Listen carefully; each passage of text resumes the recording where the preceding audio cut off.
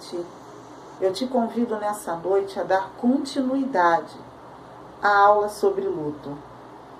Nós iniciamos na semana passada falando sobre o que é luto. Você lembra? Nós falamos que luto é um processo de recuperação logo após perda. E nós também aprendemos que o luto não necessariamente está ligado à morte. Luto está relacionado à perda. E nós precisamos passar por esse processo para nos ajustar novamente. Porque quando nós perdemos algo ou alguém que tem um valor emocional na nossa vida, nós nos desestruturamos. O nosso emocional, ele fica desestruturado. E nós estamos aprendendo que o luto é um processo necessário para a nossa cura interior. Então, nessa aula de hoje, nós vamos aprender duas etapas. Nós sabemos que o luto tem 5 etapas. E hoje nós vamos entender 2, para que nós venhamos a nos desenvolver. Então você que talvez esteja passando por um processo de perda, ou conheça alguém, né, tanto de pessoas, hoje nós temos pessoas que perderam seu emprego, né, como nós falamos no vídeo passado, estão passando por um processo de sofrimento emocional por conta do desemprego.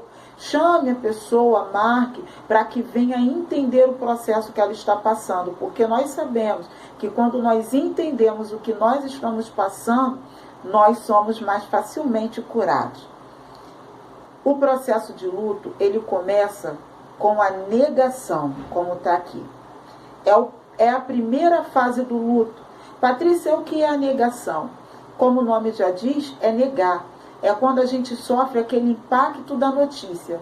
Eu vou tirar como exemplo 2 possibilidades, ou a morte ou o desemprego. Quando você recebe, olha, você está demitido. Automaticamente, né, você sofre aquele choque. E o seu interior, ele cria uma defesa, dizendo, não acredito, né? Cria aquela resistência. É uma frase muito comum nessa fase do luto. Eu não acredito. Não acredito que isso está acontecendo, isso não é possível. É negar o acontecimento. Eu não acredito que essa pessoa morreu, não é possível. Então essa fase de negação é a primeira etapa. É quando a gente sofre aquela notícia, sofre aquele impacto. E ela traz, né, para nós um choque muito grande. Essa fase de negação é uma das fases mais difíceis de ser ultrapassada. Por exemplo, há pessoas que já perderam, né, alguém ou algo importante há muitos anos e ainda não consegue ultrapassar essa fase, não consegue superar essa negação, esse primeiro impacto. Logo depois da negação vem a raiva, ou seja, fica com raiva de si, fica com raiva de quem deu a notícia. Vamos tirar como exemplo o que nós estamos vivendo. Vamos supor, a Covid-19, perder alguém por Covid-19, a pessoa fica com raiva da própria doença, do hospital, do médico, né? Fica com raiva de si mesmo e muitas das vezes até com raiva da pessoa que partiu, né? Se a pessoa tivesse tomado mais cuidado, ou se eu tivesse feito, se o médico tivesse feito mais. E essa fase de raiva, né, é um sentimento forte de quem está passando pelo luto. Se for um desemprego, o chefe, né, eu estou com raiva da empresa, eu estou com raiva do chefe. É uma fase, entre aspas, de revolta, né, em que a pessoa ela está ali com uma explosão emocional muito grande, logo depois da fase de negação.